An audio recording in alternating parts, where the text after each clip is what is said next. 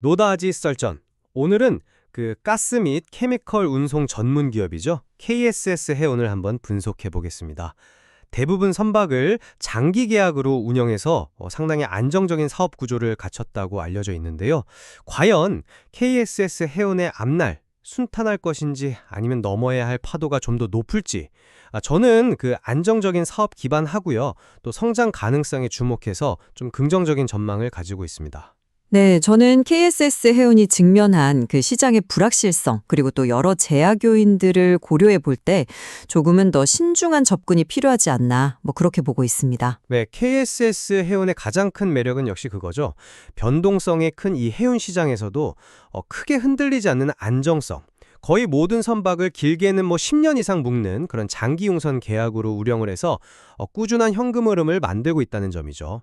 게다가 이제 보유 선박들의 평균 선령이 6.32년. 이게 세계 평균이 한 11.3년 정도 되거든요. 그거보다 훨씬 젊다는 겁니다. 이건 곧 뭐랄까, 선박 효율이 높고 당연히 유지 보수 비용은 적게 든다는 의미이고요. 환경 규제에도 상당히 발빠르게 대응하고 있어요. 12척에는 이미 그 배기가스 저감 강치, 스크러버라고 하죠. 그걸 장착했고 또 친환경 연료와 기존 연료를 같이 쓰는 이 이중연료 선박도 보유 중입니다. 주력 시장인 초대형 가스 운반선 그 VLGC 분야에서는 세계 6위권의 경쟁력을 갖고 있고요. 최근에 미국이나 중동에 LPG 수출이 늘어난다거나 아니면 지정학적 요인 때문에 운항 거리가 길어지는 점, 이런 것들도 KSS 해운에게는 상당히 우호적인 긍정적인 환경이라고 볼 수 있습니다. 이런 요인들 덕분에 이제 2025년에도 전년 대비해서 매출이나 영업이익 성장이 기대되는 상황입니다. 물론 장점도 뚜렷합니다만 우려 요인도 이게 만만치가 않습니다. 당장 2026년부터 그 VLGC 신규 선박이 대거 시장에 풀릴 예정이거든요. 이게 공급이 넘치면 운임 하락은 불보듯 뻔한 일 아니겠습니까? 지금 당장은 장기 계약 덕분에 안정적이다 이렇게 말씀하셨지만 결국 계약을 갱신하는 시점이 오면 그때 낮아진 시장 운임의 영향을 피할 수가 없다고 봅니다. 그리고 미래 먹거리로 주목받는다는 그 암모니아 운송은 어떻습니까? 이게 아직은 미국 같은 주요국의 정책 방향도 명확하지가 않고 또 암모니아 전용 엔진의 상용화도 좀 지연되고 있는 것 같고요. 운송에 필요한 터미널 같은 인프라도 턱없이 부족한 상황입니다. 그래서 이걸로 단기적으로 뭔가 의미 있는 성과를 내기는 좀 어렵지 않나 저는 그렇게 보고요. 재무적인 측면에서도 보면 대규모 선박 투자를 자체 자금으로 하기에는 좀 한계가 있어 보입니다. 그리고 사업 대부분이 미국 달러 기반이라서 아시다시피 환율이 불리하게 움직이면 원화로 환산했을 때 순이익이 생각보다 줄어들 수 있는 그런 외화 환산 손실 위험도 늘 존재하는 거고요. 실제로 그래서 2025년 당기 순이익은 이 영향 때문에 전년보다 좀 감소할 가능성도 제기되고 있습니다. 점점 강화되는 환경 규제에 맞추기 위한 어떤 장기적인 비용 부담, 이것도 무시할 수 없는 부분이고요. 네, 그 VLGC 시장 공급 증가 우려는 인지는 하고 있습니다. 하지만 그 미국과 중동에서 출발하는 LPG 물동량 증가세가 여전하고요. 또 운항거리가 늘어나는 추세가 계속해서 선박 수요를 어느 정도 지지해 줄 거라고 봅니다.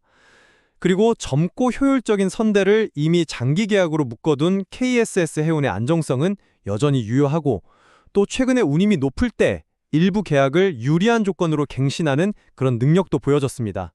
계약 시점을 잘 관리하는 게 중요하겠죠. 글쎄요, 2026년 이후에 쏟아질 그 신규 선박 물량은 분명히 큰 부담입니다. 그 많은 배들이 나오는데 운임이 계속 지금처럼 높게 유지될 수 있을까요?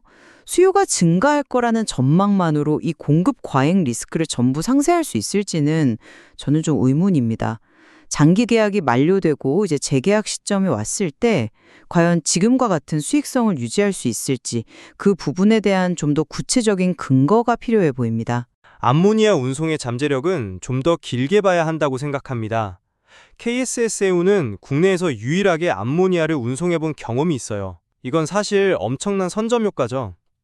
아시다시피 탄소 배출이 없는 암모니아가 미래 청정에너지원으로 주목받는 만큼 관련 운송 시장은 연평균 12%씩 성장할 것으로 예상됩니다. 단기적인 어려움은 물론 있겠지만 장기적인 성장 동력이라는 점은 분명해 보입니다.